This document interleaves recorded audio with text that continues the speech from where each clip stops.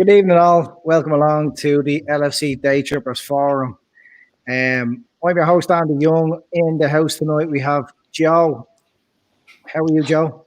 Good, Andy. How are you? Good. Bit hungover? Slightly, yeah.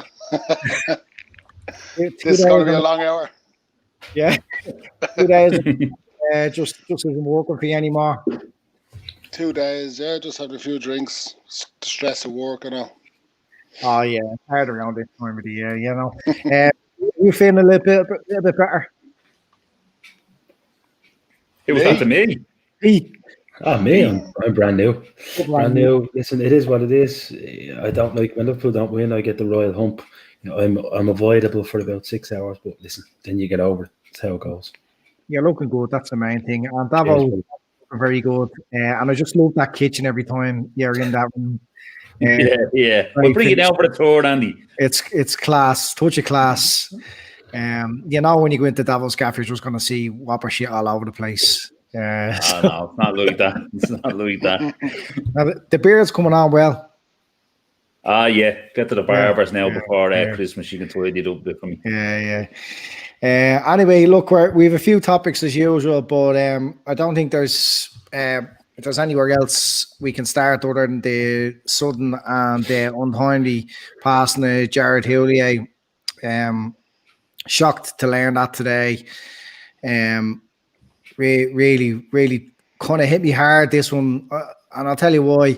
It's the first kind of major, Liverpool death where it's kind of a generation that we can really all recall quite well from the very beginning to the very end. We Clemens a few weeks ago, but I mean, as much as you try and relate to it, you weren't alive, you weren't watching it, you didn't experience it. But for Houllier, I mean, you lived every single minute of it. And it was quite touching, all the tributes on Twitter today, because like that, it's the generation of Twitter, everybody remembers him. And it was sad, and to see players like Carragher, Gerrard speaking about him, and all the players of that time. It's a tough one to take. Davo, what were your best memories of Houllier? Yeah, look, it's kind of similar to you, what you were saying, Andy. Like, at the age I am, 38, and growing up kind of in a household that was more GAA. The 92 FA Cup final, I was out on the road playing football, just sticking my head into the house. Are we winning? Yeah, they're winning. Then obviously the League Cup in 95. But like you said there, 2001 when you're 18 and you're after having probably, like I said to you, probably from 93-ish time with United winning everything. And then like over here in Ireland, a lot of your mates are United fans, so you're getting in the neck morning, noon and night when you're in school. You never think Liverpool are going to win a trophy. So for 2001, like that, they're just absolutely brilliant memories that really will certainly stick with me forever. Because to win them competitions, they were worth winning probably at that time. Do you know what I mean? The FA Cup has fallen drastically away, and unfortunately the same with the League Cup. But the UEFA Cup, that was a fantastic win as well. But yeah, like you said, for like our generation, it's really a generation where you're really related to starting to win trophies, and it was really my biggest memory of him, probably really kind of going over the trophies, was maybe getting us back into the Champions League. And really, because I'd never experienced that as a Liverpool fan, the Champions League nights under the lights. I know the UEFA Cup had a lot of them nights, knocking Barcelona out and stuff like that. But getting the Champions League back, some big Champions League games back to Anfield, and we possibly, fairness, you could probably, as a criticism to him as well, really, we probably should have knocked Bayer Leverkusen out that year. He took Haman off in the game. But like that was really a thing to get the club back into the Champions League. It was really a legacy that he can be proud of, obviously, along with his trophies. Yeah, Chris Brack says 2001 is one of his favourite seasons. Devastating news to lose such a gentleman.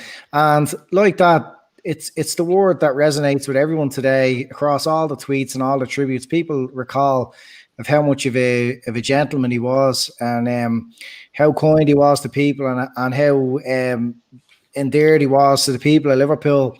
You know, he taught there in the 70s, I think, and he was studying as well at the time. And the way he talks about the people of Liverpool, the communities, I think he visited, I think the school might have been in around the Toxteth area, so quite a deprived area, and he really understood the club. And I think that's what Liverpool fans love so much about him, is because he understood them, he understood the city. Joe, any thoughts on that? Yeah, I agree with everything Davo said there. Any of the tributes today about him have all been, I know people after someone passes, but they all seem genuine, and how much of a gentleman he was, and how outside of football, how much he did for players and for the area and all. Yeah, so it's all, any like thoughts and memories I have are all positive. Actually, when I heard the news today, when I saw he was 73, I was actually surprised. In my head, I would have mid-60s or something, because he was only with Villa, I think, 9 years ago. Yeah. So, and then I hadn't heard of him being sick or anything. So, yeah, it's devastating news. And listen, he did so much for Liverpool. And the UEFA Cup is the one memory that sticks out for me. The one moment that I'd always remember when McAllister scored that goal against Everton, his reaction with the big open mouth. Yeah. So, no, it's sad news. Yeah, some really fond memories. And at the time, I suppose, foreign managers, you know, were only kind of coming into the league, and people called them foreign managers. It was an unusual thing, and foreign players were starting to be imported into the Premier League and make it such a much better league. But that, like, as Avi H says, he set the foundations, Houllier, for France in the area, 98, 2002 and over. So let someone else read that. Claire Fontaine. Fontaine too. But I think for Liverpool, the cultural change that he brought in with players that offered a little bit different than what we are used to in the English stock of players, and as well the culture changes. I think when he came in, players were still eating chips for breakfast in Melwood, and still out in the sauce the night before. And he brought Liverpool on a full generation, I think, by giving them a kick in the arse and making the club real again. You know, they'd fallen so far behind, especially with the way Man United were excelling ahead. But Pete, any thoughts on how much he revolutionised the club and how he set the tone for what came afterwards? I think, in fairness, you know, death makes heroes of us all. But in his case, I mean, you touched on two very important points. The fact that the man lived in the area, you know, from 1969 onwards, you know, he was fully qualified. You know, we've seen the influx of foreign players and managers into the game in the UK in particular. I wouldn't class Gerard Houllier as a foreign anything. He was a student of life and a student of the game. But for me, to be honest with you, and people might disagree with me, but I think the club was falling apart structurally. Certainly, I mean, if you read anything that Jamie Carragher had to say or Stephen Gerrard had to say, the structure of the club was falling apart. Training, facilities, everything. He completely, as Abby said, revamped that and indeed set the foundations probably for the success that we have today. However, you know, there's a flip side to every coin. I mean, there's things that I remember, as you know, Houllier as a manager, the treatment of Yardy Lippman, and I wasn't completely enamored with that. Some of the players that we were in for at the time that I thought perhaps he could have made better decisions with, and some of the players he brought in that I thought were quite limited. However, in saying that, he did get the best out of some very limited players as well. I mean, Danny Murphy, who I'm not a huge fan of, you know, certainly his punditry. But I think, to be honest with you, he hit the nail on the head today when I liked something that he said today. He admitted himself that he was quite a limited talent and that Houllier really, you know, gave him a career. I mean, that's probably the biggest compliment you can pay to any man. Yeah, and I think that's what's important. Like even to this day, Liverpool don't tend to have the financial backing that other clubs have, so they have to get the best out of what's available. But one talent he did develop, one player who speaks so highly of him, one player who, when he was such a young kid and he was losing his way a little bit, and Houllier apparently took him into his home. was Steven Gerrard. I seen a little snip today when he was talking to the BBC, and Highway asked him to go look at a player in the under-19s. And it was someone playing on the right hand side, but who caught his eye was Gerrard, box to box, tackling, shouting, showing leadership. And he says, I'm taking him with me. And the following day, he had him in the first team squad. So I mean, for me, it's things like that, and the how he backed the club, how he backed the players. I recall the Fowler celebration when he was obviously taking the piss. He was after the allegations of slagging that he was being a cokehead, and he went down and he was sniffing the line right in front of the Everton fans. And Houllier, as Houllier would, backed his players, even though he looked silly in the interview, but he said that he was eating the grass because it had something to do with Cameroon and Rigobert's song. So there's some fond memories like that, and I suppose the one that stands out mainly for everyone is the return after his heart condition against Roma, and the atmosphere he got. Davo, do you remember much about it? Davo? Sorry, you froze me there, Andy. Sorry, I missed the end of your thing there.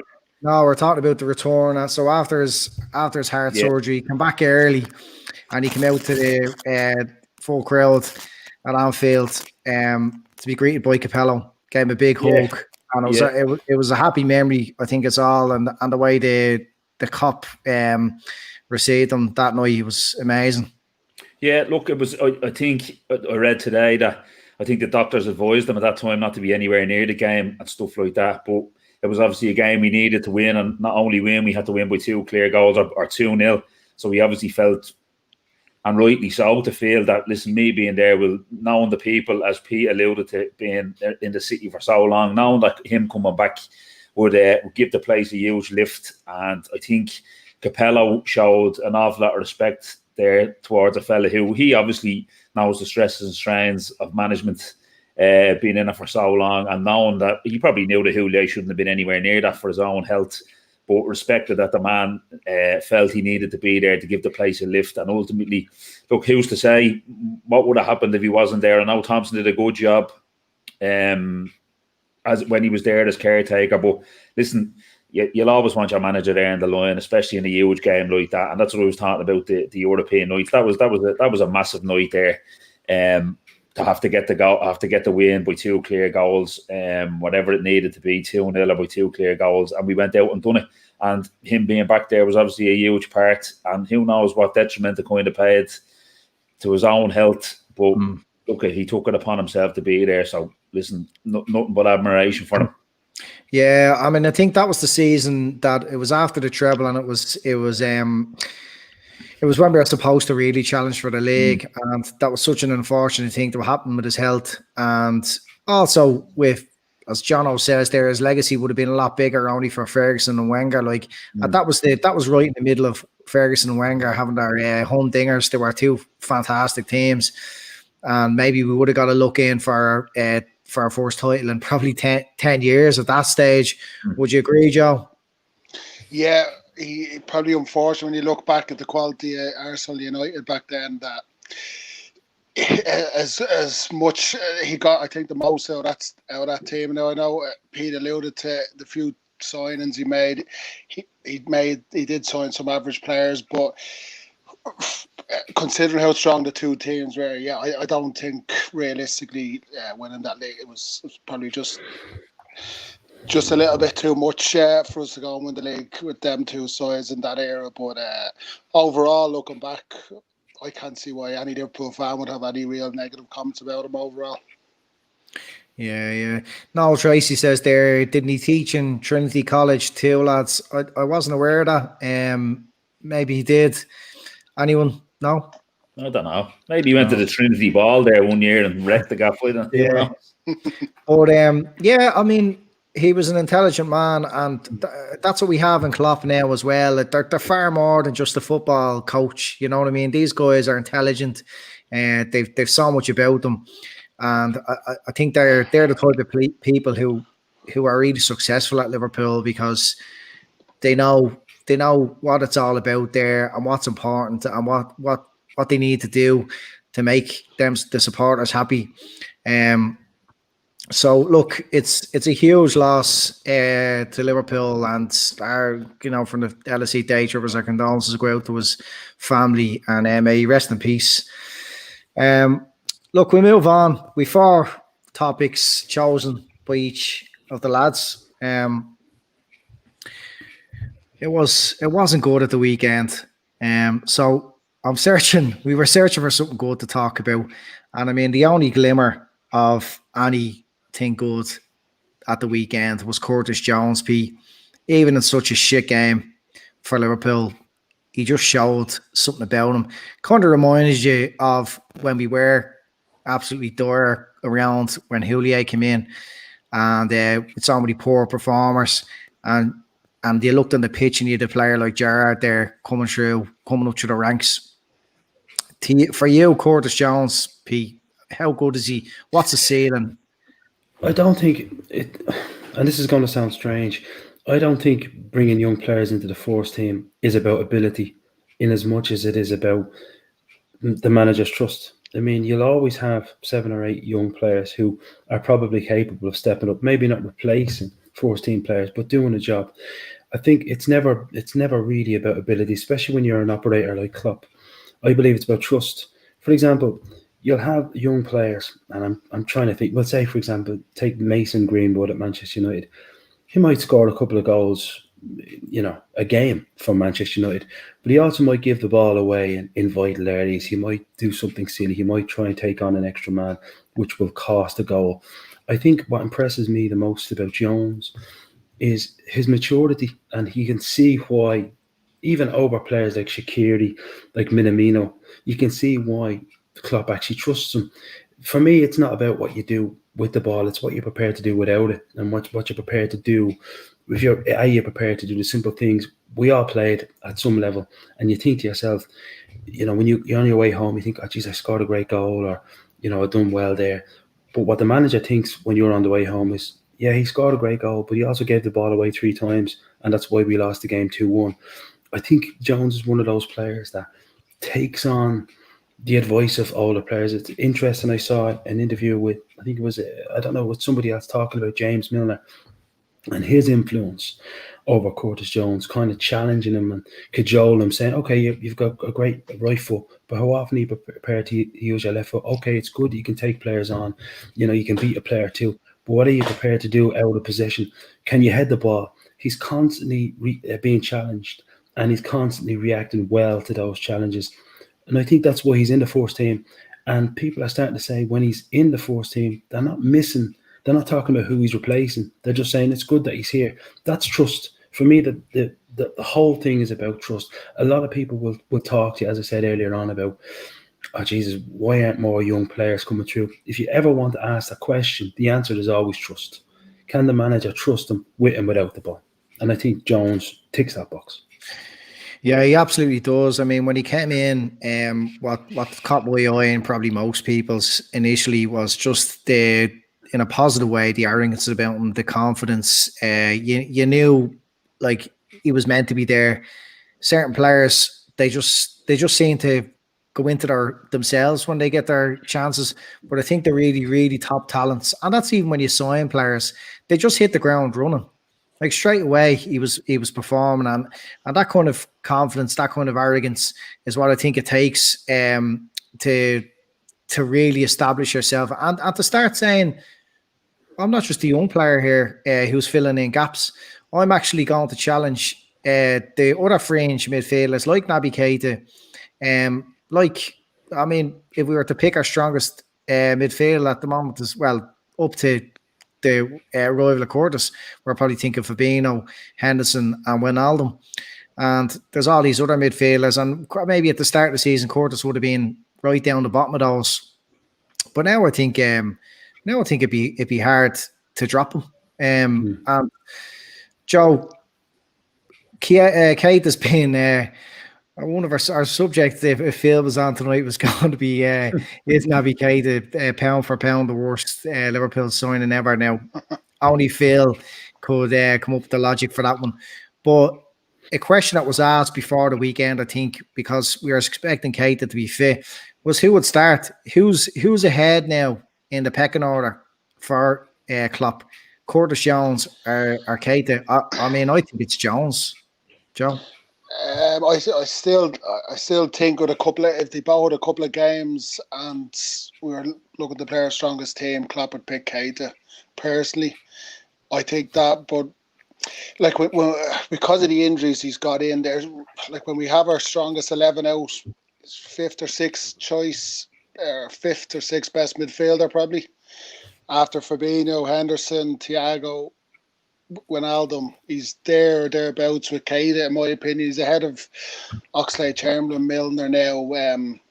Listen, he's played 13 league games for Liverpool, and I'm a big fan of his. I don't know, every game he plays, he just seems to get better. His confidence, arrogance, just even the ball. He gets the ball in tight spaces and doesn't panic.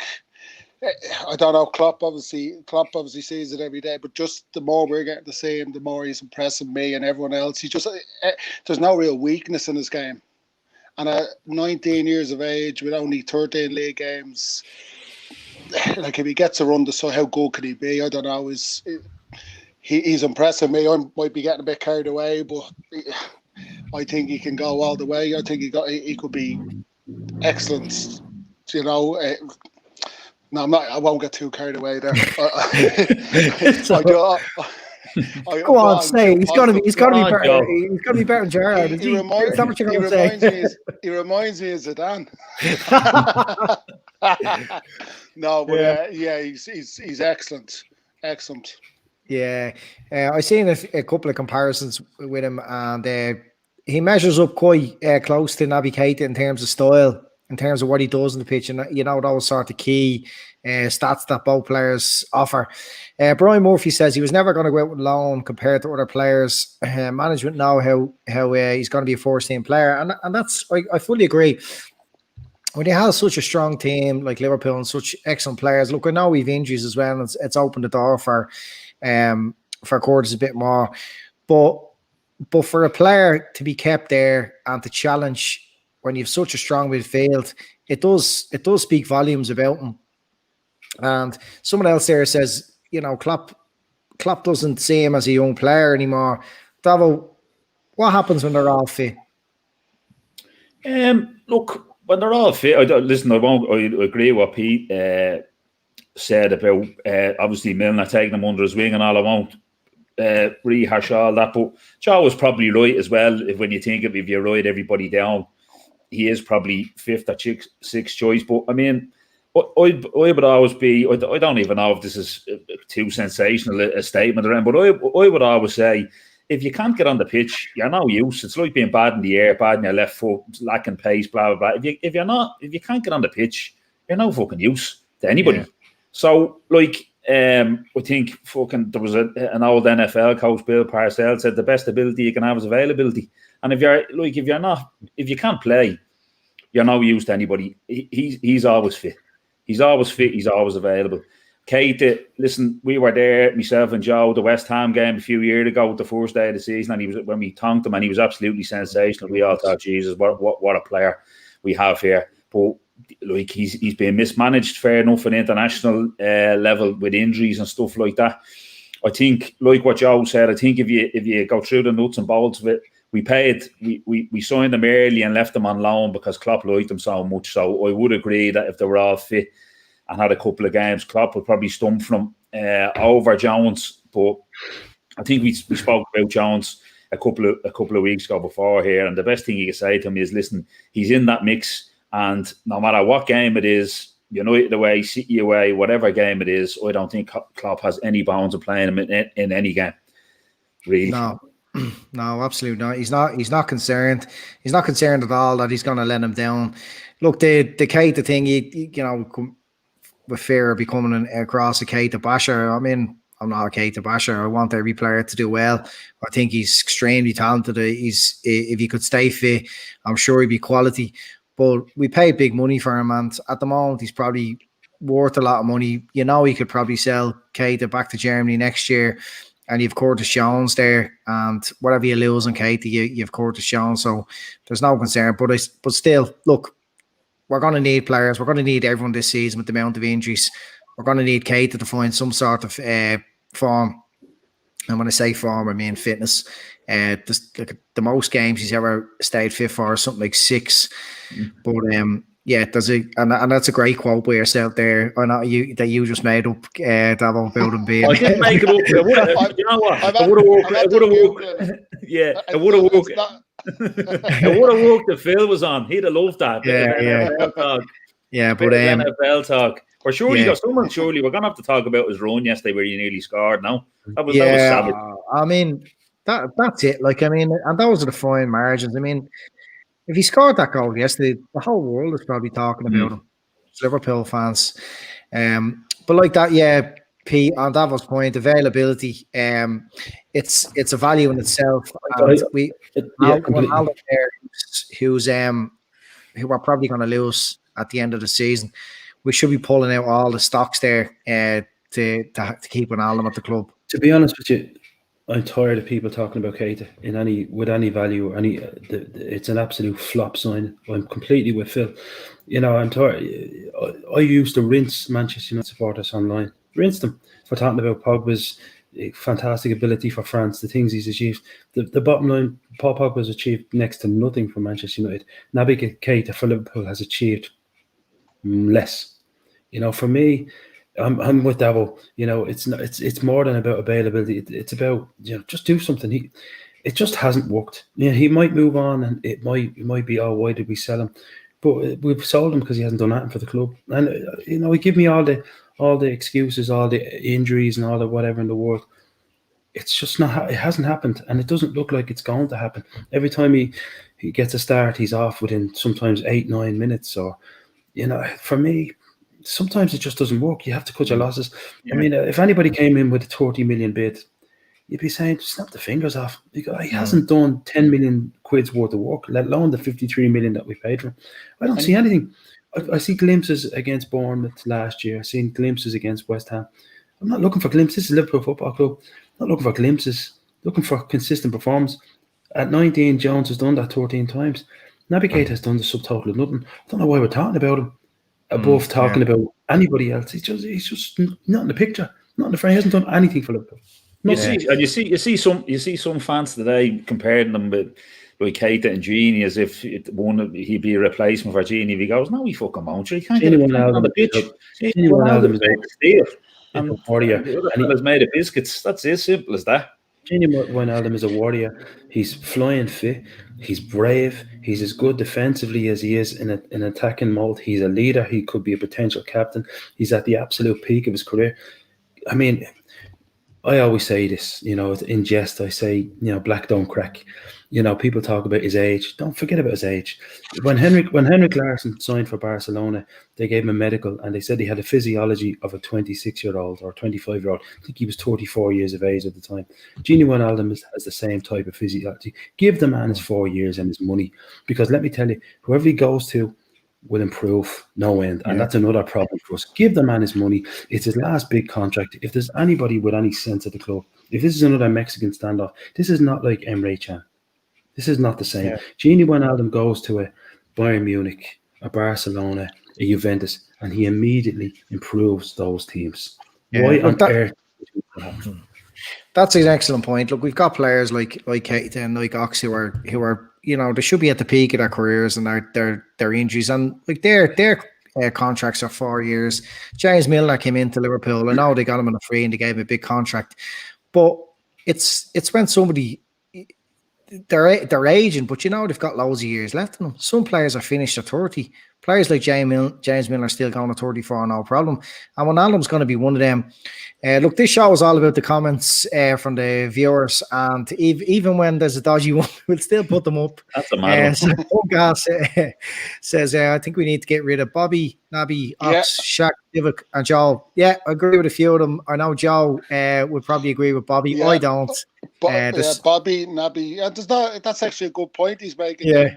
Okay, the only one I disagree was Matip. Yeah. Well, look, I think the thing about Matip and Gomez, you can't have two players that are going to be picking up injuries all of the time. Like their careers are, Matip's are a little bit they're niggly ones. They're ones that keep him out for 2 and 3 games and he's back. And then you have the likes of Gomez who picks up some serious injuries. But yeah, I just think we need to buy two reliable centre backs and get rid of one of those, whoever it is. Look, Joel's probably the obvious one because he's getting that bit older, and maybe give Gomez a chance to get his career going again. It was very unfortunate what happened. We might get into how the injury happened again. Actually, the interesting comments from Henderson yesterday. But anyway, Punk's second part of the comment is, for me, Curtis is the Curtis show. Not sure what that means. Passes too late, doesn't make the pass. We desperately need THIAGO. Yeah, we desperately do need THIAGO. We desperately need anyone fit. THIAGO absolutely transforms the midfield and makes us a better team. No doubt about it. But for Curtis to say he passes too late, 19 years of age. He's 19. Like, I didn't think he had a great first half yesterday, but in the second half he stepped up. Like, he was the one, because Henderson was gone back to centre back, he was the one driving us forward. Listen, the first, from the times I've seen him playing, I think there is times he needs to play with his head up a bit more. But we're just after saying, he's 19. He was basically, if you look at the game yesterday with the lads who performed quite poorly, which was a lot of them, bar Alisson. I thought Fabinho was decent. I think Alisson was excellent. I think we lose if Alisson's not playing there yesterday. But outfield was, he drove the team on, Jones. He was the one the second half driving the team on, getting him the ball to try and make something happen. He kind of reminds me a little bit of Riquelme, to be honest with you. I know Joe was going Zidane there. He kind of reminds me a little bit Riquelme, that kind of laboured kind of run, but has all the skills, given the ball in the tight space. He wouldn't lose a beach ball in a phone box. I wouldn't say. Kind of reminds me of him a little bit. But listen, he's 19. There's going to be games where he doesn't play well. But listen, he's a mainstay of that squad. Oh yeah, I think you're dead right. It's the way he floats around the pitch. Kind of low centre gravity. His feet never leave the turf too far. You never know really what his feet are going to do. He's so quick. Look, we'll. Before we move on, Stefan Mack is always shouting at us, so I want to read out a shout. He wants to know who did Gomez in the England squad. His money is on Sterling or Pickford, and I want blood. Harry Kane, I heard. I heard it was Harry Kane. Yeah, it's interesting. Like Henderson said yesterday, the manner in which it happened was quite difficult for him to take. He's letting it slip. He wants people to know or question it. The story up to now has been that it just happened out of nowhere. Yeah, was it not initially? That's a disgrace that it happened on his own. Yeah, I mean, if they're trying to peddle that story to protect the player, it's absolutely horrific. I mean, what are we saying, that Gomez he just explodes when he's running now on his own?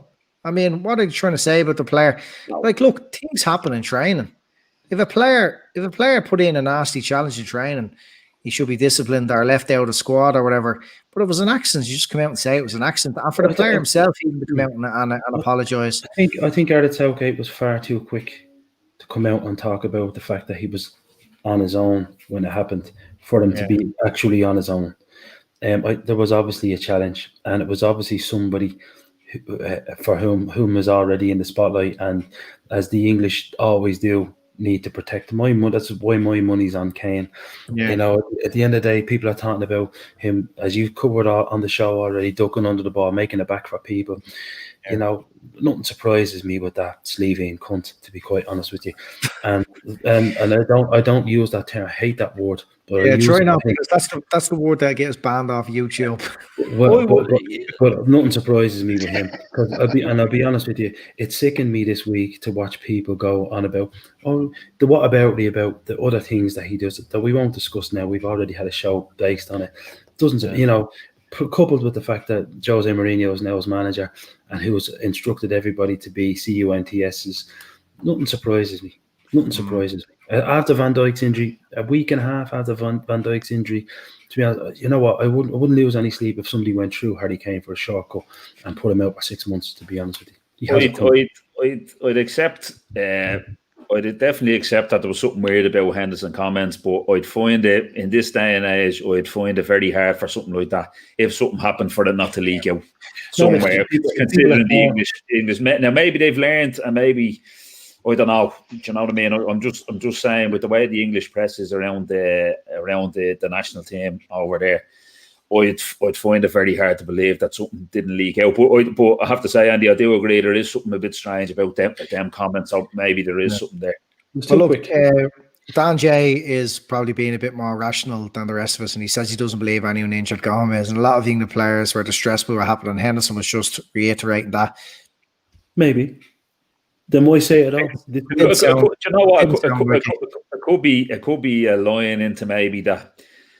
It could be that bad an injury that he doesn't know whether he'll ever get back. That could be something along and them lines with Henderson. Yeah. I don't know. Listen, I'm not. I know we get plenty of Twitter doctors and surgeons and all to tell us what way things will go. I have no idea, but maybe that's a way to look at it. That Henderson thinks maybe, listen, this fella's going to struggle to get back. Well, I know that tendon injuries don't tend to happen just out of the blue like that. It's normally from a bad fall or a bad tackle. Your tendons don't tend to get weak over playing loads of games. You pick up muscle injuries, tendons and ligaments. It's normally tackles. It's normally clashes. It's normally your leg going one way and your weight going another. So it's surprising that you could be just running along unless he had problems with tendons before. But it seems a bit strange. Anyway, we'll move on. One thing that the media wanted to remind us about in that coming up to that game, and you just fucking knew it was going to happen, was our away form. We've 5 games now without a win away from home. I don't know. I haven't been counting away in homes this year at all because they're neutral grounds. Okay, we've got a crowd there at Fulham, but our away form, Davo, you've researched it. You've went away and spent hours as in the last 15 minutes before we came on. Listen, I'm not going to start bombarding people with stats and all that. It was just kind of a little bit of context that I was looking for in regards to the away form. Obviously, Sky and other media are kind of peddling it. It is 1 win from 6, but it's 1 defeat from 6. Obviously, the Tonkin we took at Villa Park. We've had 4 draws. One in the Merseyside derby where, unfortunately, there was an offside by an arse cheek or whatever it was. We're a minute away from beating Brighton, 2 minutes away from beating Brighton. Then they get a VAR penalty decision. But it's not even that. I kind of just went back to last season to have a look as well, because it's being peddled kind of that, Jesus, we've after fallen off a cliff kind of away from home. And listen, it obviously since... I kind of went back and looked at. We'd obviously won every game, and then we got a bad beating at Watford away from home, because all the Arsenal fans were jumping up and down after that we weren't going to go invincible. But so we lost the Watford game. The following the away game after that was Everton, where we drew 0-0. Then we lost to City after, and then the cut-off point came where the league was won. So basically, when things were on it, we lost to Watford and drew with Everton when we were full pelt and everything. Now, I don't have an issue with anyone saying, listen, they're still... And Klopp obviously came out after the City game where we did take a tonk and say, no, listen, the boys were absolutely on it and the focus wasn't. But we all know human nature. When the job is done, you drop off that few percent. So up until we won the league, we drew with Everton and lost with Watford away from home. Right, so then after that, we lose to City, we lose to Arsenal in a game where Arteta's only in, we're playing them off the park, and there's a couple of uncharacteristic mistakes from Robertson and Alisson. We end up losing the game. Their tails were up anyway. Arteta was after coming in. And then we finish out the season away from home, winning comfortably at Brighton and Newcastle before going into this season. And that just kind of brought me into... I kind of looked at that kind of brought me into this season, looking at the players kind of are missing, namely just obviously Van Dijk and Alisson. Like we won 14 away games last year, and 8 of them were by 1 goal. Now, obviously, Alisson wasn't there for all of them. Adrian had to deputise when he missed 5 or 6 league games. But that's a huge margin to win 8. That's over 50% of your away games. You're winning by a goal, having Van Dijk there. And when we flip onto this season, it's going to be a little bit different. It's going to be we've struggled. We obviously only conceded. We've only conceded 5 and 7 when since Van Dijk has been out in the league. But with Alisson, like, we've conceded 9 in 3 games when he's not been in, and it's been 9 and 9 when he has played. So it's just kind of a flip. I kind of just went into looking at it. It just basically shows how. Listen, you can have a go at the team. The away form isn't what it was. Listen, the facts are there. Nobody can dispute that. But I just kind of went back just to kind of have a look and put a bit of context to it. That's all. That it's not. Listen, like, it's not falling off the cliff. We're not absolutely horrendous away from home. A couple of things have gone against us that weren't going against us last year. But also, we're down best goalkeeper in the world for chunks of that time, and the best centre half in the world now till the end of the season. So just a bit of context there. Like I said, I'm not going to start bamboozling with stats like that. I know that's not really our thing here, but just wanted to put a bit of context on it. That's all. Yeah, no, I think the best point you make there is the fact that there was a huge portion of those away wins were by 1 goal. And as Sam says there, if you're losing more games, you'd be concerned. We've drawn 4, and fine margins can't make the difference. And the fine margins, like having Van Dijk available, or like having Alisson available for all those games, they're the margins you need. Chris Brack also says a few fine margins have not gone for us this season, which has helped our limited sub options, which could have helped us in the results. So our Euro away form is much improved this season. Yeah, there you go. Last year in the Champions League, the away form was shit. So maybe it is a thing with this team. They just prefer playing at home. Klopp has them conditioned in a certain way that they're more comfortable doing what they need to do when they're at home as opposed to when they're away. So maybe it's too early to be worrying about how that away form continues on for the rest of the season. Does it concern you, Joe? Yeah, it does concern me. I know Davo's given good points there, and he's done his bit of research, but we've dropped 11 points in the last 5 games away from home, and the 6 away games we're on 7 points this stage. Last season, same games, we were on 16 points, so we've dropped 9 points more after 6 games, which is worrying. If that keeps up, we're not going to win the league. And then we're saying, but we don't have Van Dijk. We're not going to have Van Dijk for the rest of the season. So what does that say? We've had our three main attackers fit, which people have said a lot of arguments. Well, if we have them 3, we'll outscore everyone. We've had them 3. We haven't been outscoring everyone. So, yeah, it is a concern. Will it improve? I think it will. But so far, it's just not good enough. And I know the point with Brighton, the last-minute equaliser and all, but still, it was a penalty. So, yeah, I would be concerned at dropping 11 points in the last 15 available away from home. Yeah, I mean, Joe makes a good point there about the front 3 not scoring. Look, we're used to Bobby not scoring too many goals, but when Mane's not as prolific as he normally is, and when Salah's not clocking up the goals as he normally does, it's going to be hard to win games, especially away from home. I thought Fulham were fantastic. Like, they were so full of energy. Maybe it was what the fans back in the ground brought, but the intensity of them, they were forced at every ball. And I just look at that, the decision for the goal where Salah kind of makes the most of a push on the back. I think in the context of the game, Fulham were never going to be given a free against them in that situation, because they were just showing more aggression and Liverpool were being too afraid. So it was one of those games that the team didn't perform well, but maybe last season Salah's magic or Mane's magic just crops up. So your thoughts on that, Pete? The front 3, unless they start firing now, or someone takes the games with the scruff of the neck up there and starts scoring between Mane and Salah, they normally dovetail quite well, but at the moment it's just not them. For some reason, Sadio Mane's off the boil.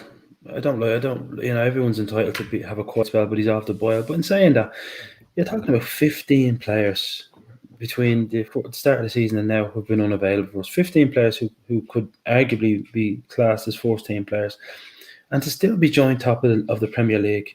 Listen, Liverpool react very, very well to bad form, in fairness.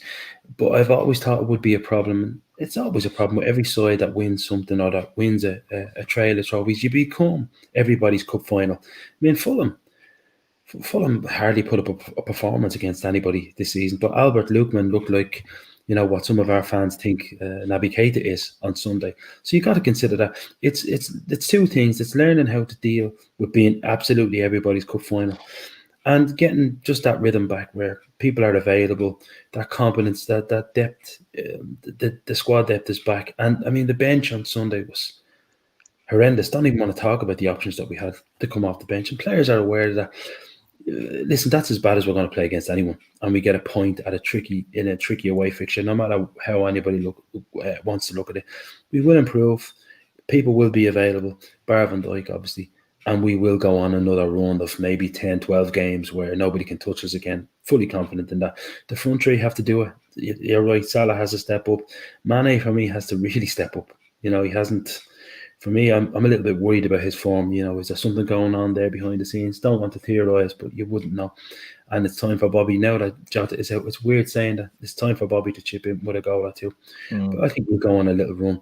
We need to put it up to Spurs tomorrow, on Wednesday night. We really need to lay down a marker, because Jose will come to shut up shop. So we need to. We're going to rely on being able to break them down, to be honest with you.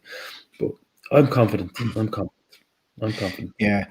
Yeah, look, it's just since Klopp has been, there's always been players that stepped up, and with Jota was that player, while the front three weren't doing much. Jota was scoring every game, and it's so fucking unfortunate that he's added to the injury list as well.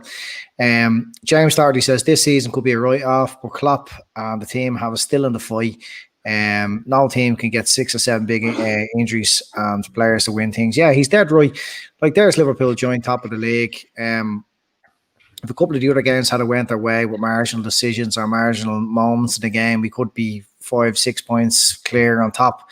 So it's amazing to think that maybe our fortunes do change in terms of injuries, and the front three start firing, or different players step up at different times. We could find ourselves come Christmas or the New Year with a considerable lead at the top. So all's not lost. But I think, sorry, Andy, I just think that probably at one point is missing the couple of defensive options. Like, remember the Arsenal game this year, and Arteta just basically came out afterwards and said Van Dijk singing them balls over, them 60-yard balls over the man. They just said, look, you can't defend them. And we've obviously Trent missed a month.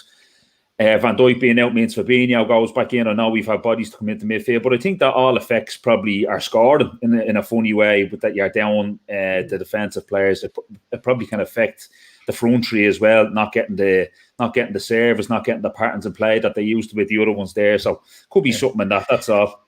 Yeah, no, dead right. I mean, the diagonals weren't working yesterday. Henderson tried a few. They were, Williams tried a few. They just weren't happening. Trent himself. I think the difficulty when you play against a team who kind of sits 5 players across the back when they're defending is we don't seem to be able to get the ball in behind or get the ball into space for Mane to isolate his man or Salah to isolate his man. So look, that's just a symptom of being champions. People like you're under a microscope. They're watching your every game. They're studied more than any other team, and Klopp just needs to come up with the ideas to win these games, and that's what we're going to move on to. Is one man I do want to see come back into form is Jurgen Klopp. I'm a huge admirer of Klopp, as everybody else is, I'm sure, but I do have a particular admiration for him that's outside of football as well, and it's his leadership and it's his intelligence. And I think at the moment football is getting the better of Klopp. I don't know whether you agree or disagree. I thought a few weeks ago when he was questioned by Des Kelly, he was set up badly. They were working on that line of question all week. Klopp was caught off the ball. I think in future he needs to just is to not feed into them, is to not make it as many excuses as he's been making, and just big leaders, and I think he is a big leader. I think he's, recognised around the world of football and outside of football as well as leader as a massive leader. But in times of diversity, in times of challenges, in times of adversity, I should say, with injuries and things decisions not going away, leaders step up, and I want to see the smile back in Klopp's face. I want to see him getting the better of these assholes in the media, which he normally does. He's normally well able for them. And I just think that some of the pressures are shown at the moment.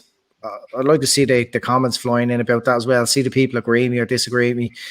I love Klopp, but I just want to see normal Klopp back.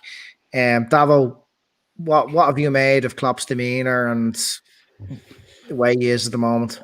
Yeah, look, I think like the BT one with Des Kelly, the previous week Solskjaer was the first manager to bring it up because he basically had said they were in Istanbul. We were set up to lose, were his words, by coming here and whatnot. But the thing that we all need to remember, and probably obviously Klopp needs to remember, he's a huge fish compared to Solskjaer as regards in the media.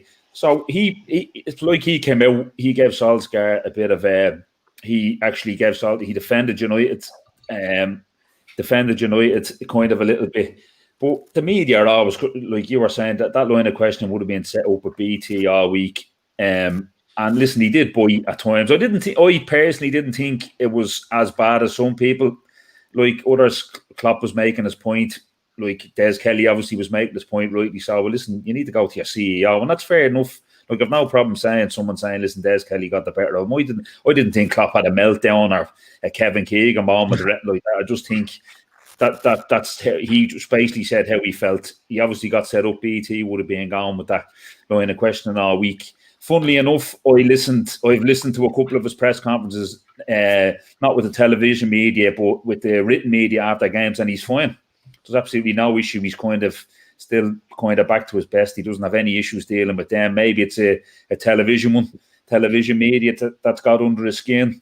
But I also heard over the weekend it was referenced that Solskjaer and Pep only made one substitute each in that game. So there is kind of an undercurrent coming from the media. I think it's obviously stemming from this Operation Big Picture, where they think these lads are trying to take things over. Klopp is saying, obviously, he alluded to that I'm not like Gary Neville when Neville said on Monday Night Football, listen, Klopp is just trying to get an advantage for Liverpool. Klopp said, I'm not like Gary Neville, I'm not. He's concerned about the players. And I genuinely do think he's concerned about player welfare. But yes, look, we would like to see him get back to his best, for want of a better word, with the television media. But if I was him and he felt like he's not getting heard, I would probably just batten down. For me, I'd probably just try and batten down the hatches maybe and give them as little as I can. Maybe he doesn't want to do that because he thinks that might be seized upon then. Because listen, they don't really go after Pep because if you ever see a Pep press conference, he treats them with contempt. He fucking hates them. And then, like I said before, Solskjaer's kind of small fry as in managerial terms anyway, even though he is at a huge club. So I don't know. Maybe Klopp doesn't think that's the right attitude. But look, I think ultimately we'd like to get this narrative off the table that it's Klopp against the rest of the league on regards 5 subs and player welfare and fixtures. I think we'd be all better off, or Liverpool Football Club would be better off if that narrative was off the table. Yeah, look, Jono says it's hard to smile when you have 15 injuries every week. Yeah, spot on. Can't feel sorry for yourself either. Look, I'm not having a go. It's natural. I think Klopp's biggest strength is how he's an emotional man. He's an honest man. And when things are going well, he's going to show his happy emotions. He's either up there or he's down low, as all emotional people are, who feel every moment. And, that's just Klopp's nature. But you just don't want to see it kind of setting into the team and the team feeling sorry for themselves and the team not feeling the effects of Klopp's kind of motivation.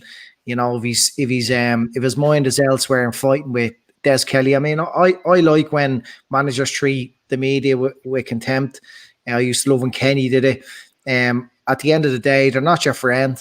they'll pretend they're being nice to you, and they'll take one question out of context and they'll print something else, or they'll say something different. And so I'd prefer it if you grabbed Des Kelly by the throat and told him to get the fuck out of my face, and don't be giving me shit. Joe, I know if you are getting interviewed by Des Kelly, you'd have gave him a loaf. Yeah, I would have definitely loafed. Yeah, I just think, Andy, the last couple of years, we've it's just been success, winning every week, 50,000 people at Anfield every weekend, just everything. And then this season, this year, is just couldn't have gone any worse with the injuries, a slow start, these VAR controversies. Then he has an issue. He's made his point, but I think it's time to move on. Everyone knows he wants the 5 subs. He's made it. This thing with Des Kelly, I thought he let himself down a small bit. No big deal, but yeah, I just think now he's made his point. And everyone's just used to Klopp smiling and being this full of life character. So when you see him not like that, it's unusual. So people are not getting worried, but just maybe wondering what's going on. But I don't think it's a big deal. I just think everything this season just got on top of everyone with everything that's gone on. And yeah, it's time to move on and maybe stop, even send out Pep there to do these interviews and stop entertaining the likes of Des Kelly, because they're like that. They're setting him up. They've done the research and try. It's difficult for him to come out on top down when he's maybe not in the best of form or whatever. Yeah. Look at Derek Groom. I think that says, "Give it a rest, Andy." For fuck's sake, yeah, Derek, we're only having a chat. Relax. You know what I mean? No point in being a psycho about it. Come on next week if you want them. We'll have the chats. I'll give you a loaf. But point taken. I'll give it a rest. Maybe I'm going on about Klopp and reading too much into it. I just want to see Klopp back to his best. Don't know about the rest of you. There was a question there about Harvey Elliott being recalled, Andy, whether we thought he was going to be recalled. I don't know. What did the lads think of that? No, he won't break his rhythm. The young fella's in a fantastic rhythm right now at the level he's playing at. To bring him back to the squad, to have 10 minutes here, 15 minutes there, not going to happen. Avi H says Andy's a dead ringer for Des Kelly. He's right as well, you know that. Avi, those sort of comments will get you banned. So only for the start, because they're funny. Derek's the only one that needs to give it a rest. Whatever. Anyway, look, he's our gas. I was going to say the C word, but no, he's our gas fuckers. We have one more topic to discuss, and it's the Champions League draw, of course. I think we're going to win the Champions League. All this form at home and away and the league and all, it's tiring, the refereeing decisions. I think it's one place we might have a bit of joy in this year is the Champions League, but we've been drawn against a difficult team in Leipzig. And Joe, tell us what's going to happen in the Champions League. You're a Champions League correspondent. Yeah, I watch a lot of football, as you know. European football. Yeah, I think when you look at the runners up we could have got, it's perfect for us. I think this is the same team that lost United 5-0 in Old Trafford last month. So I wouldn't be. They're not the side they were last year. I wouldn't be. I know they're doing well in the German league, but now I wouldn't have any concerns about them. And I think I'll agree with Andy. I think it's set up here for Liverpool to win it again. All the top European sides are struggling. I think I read today not one side left in the Champions League is winning their domestic league. Yeah, there's no favourites at top job. Yeah, and 13 of the Europa League sides are winning their domestic leagues, which is a mad stat. But yeah, I think apart from Bayern Munich and City, the rest of the usual big clubs, like Spanish clubs and all, are struggling. So I think it's wide open this year. I'd be confident we win the double, yeah.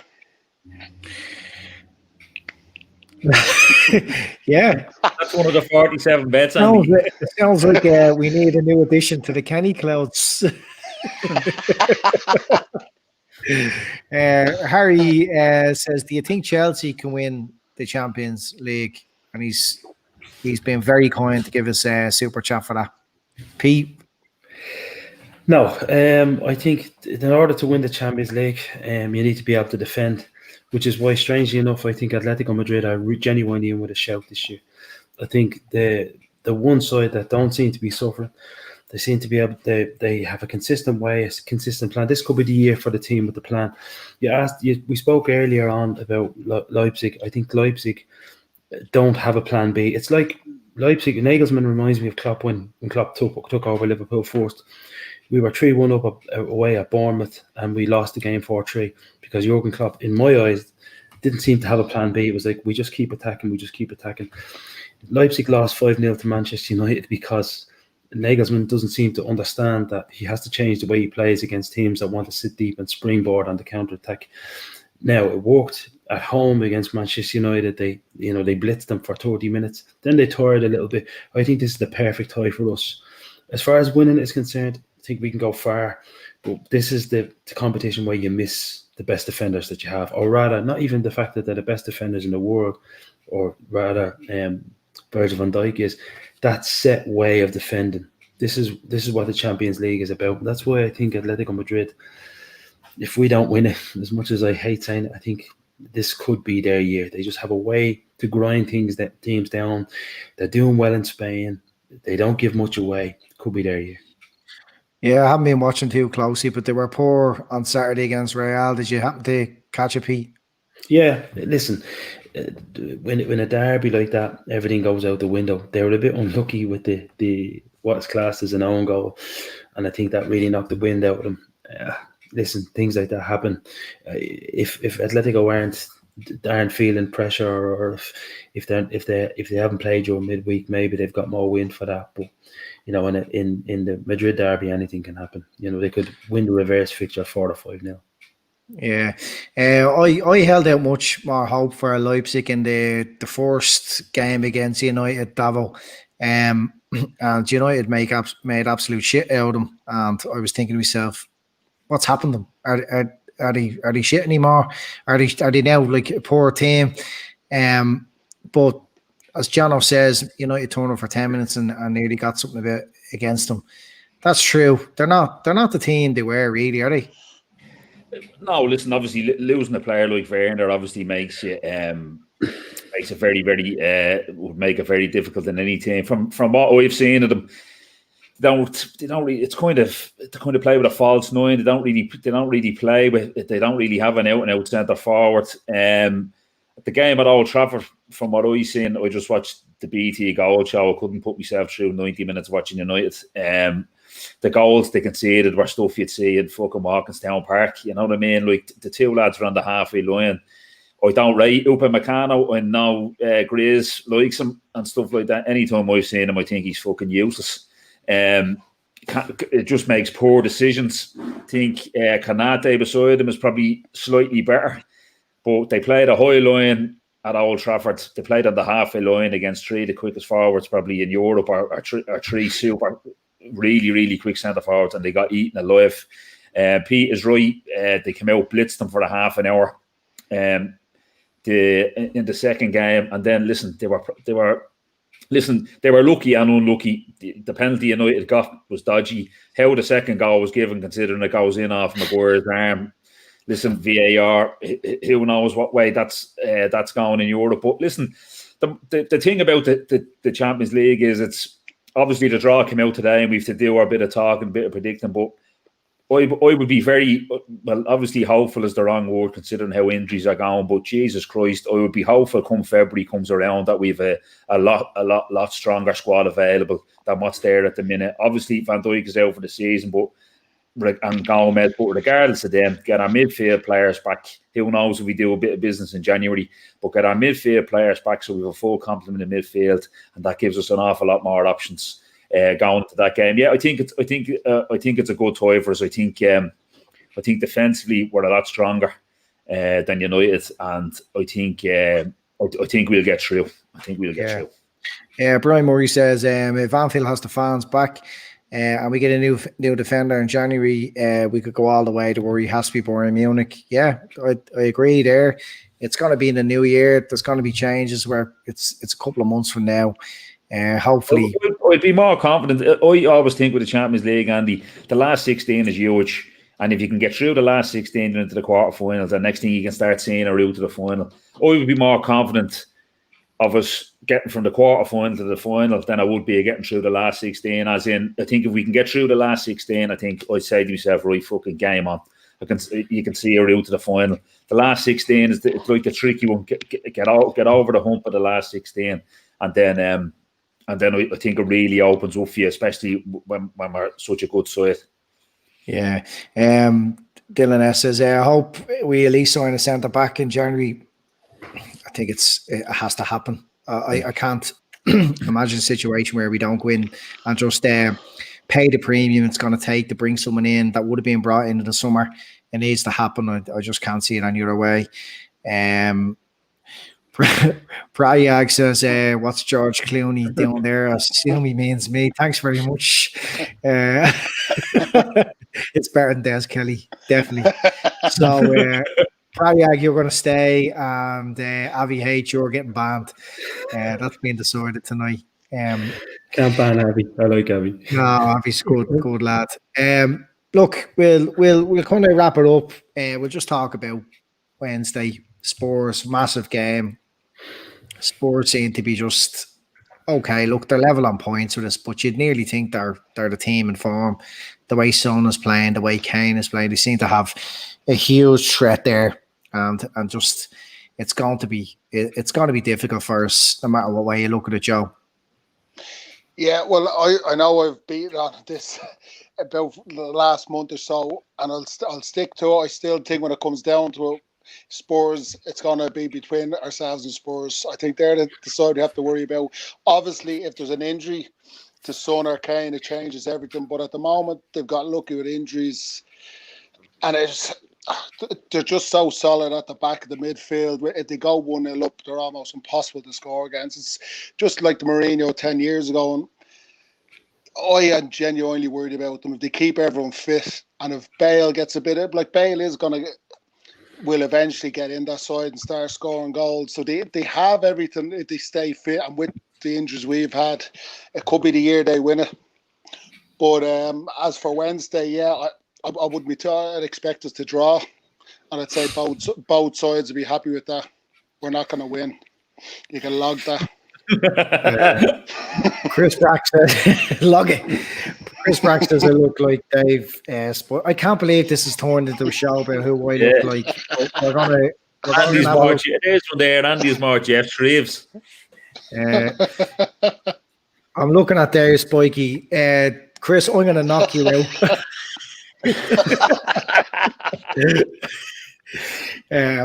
So far, I prefer the George Clooney one and Des Kelly actually than that one. Yeah, fuck you. P, what score are we going to win on Wednesday? We're winning a 2-1, but we're gonna need that early goal, because I think one thing I do agree with what Joe said. I'm gonna turn off your camera now if you don't give it a listen. One thing I do agree with what Joe said, besides the Dave Spiky comment, is the fact that if Spurs get an early goal, we're in trouble. It's not like Spurs under another manager, but they get an early goal and they'll crumble at some stage, and we'll get something. They're very good on the break. We will have the lion's share of the possession. We know that. We know the way Jose was set up, but we're going to need the early goal. And I think the way goals have kind of dried up, Jose will fancy sitting in against us, which might play to us. So I'm going to say 2-1. An optimistic 2-1. Yeah, Rajiv says Andy looks like David Easter. Have a look at David Easter. Yeah, there's some good pictures of him on the internet and then some really bad ones. Rajiv, you won't win another prize in this channel if you keep that shit up. All right. Avi H says Joe looks like Stone Cold Steve Austin. Yeah, he does. Yeah. Right, said Fred. Yeah.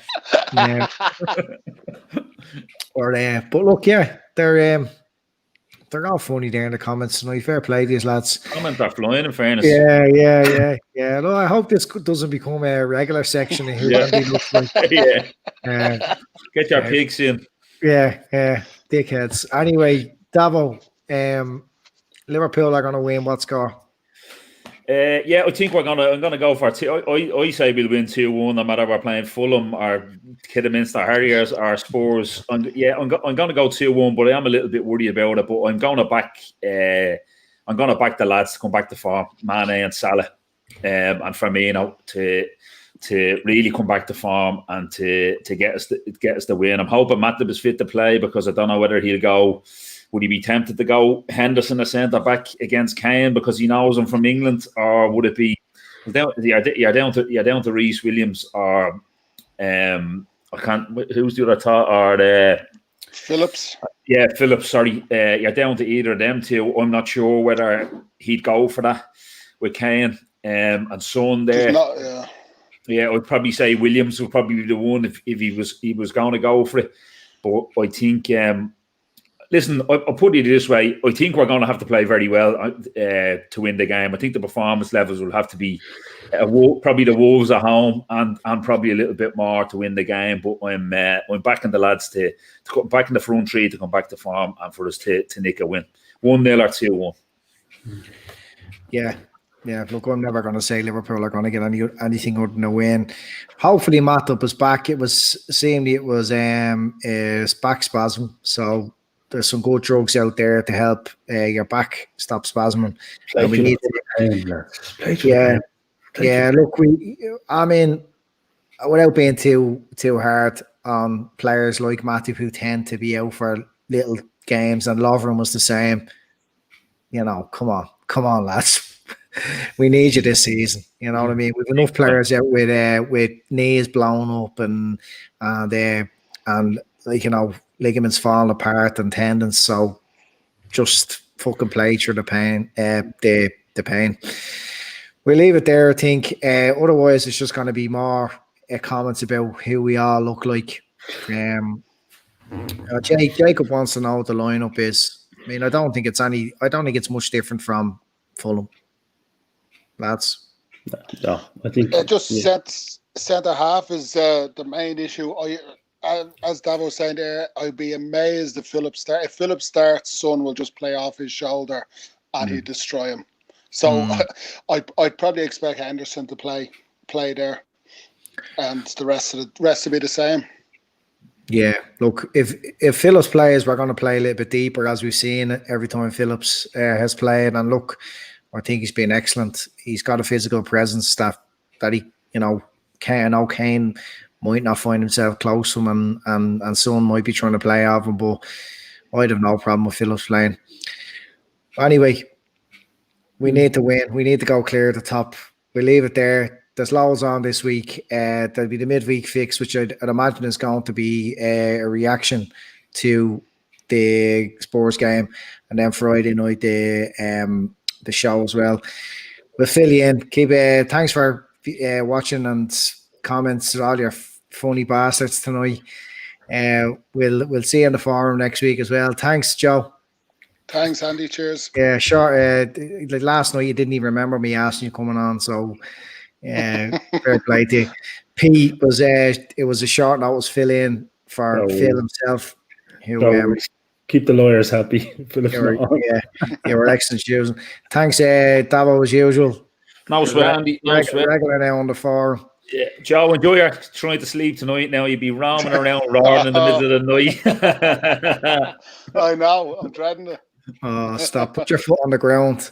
That's what I always do. Anyway, I've been your host, Des Kelly. Good night and God bless.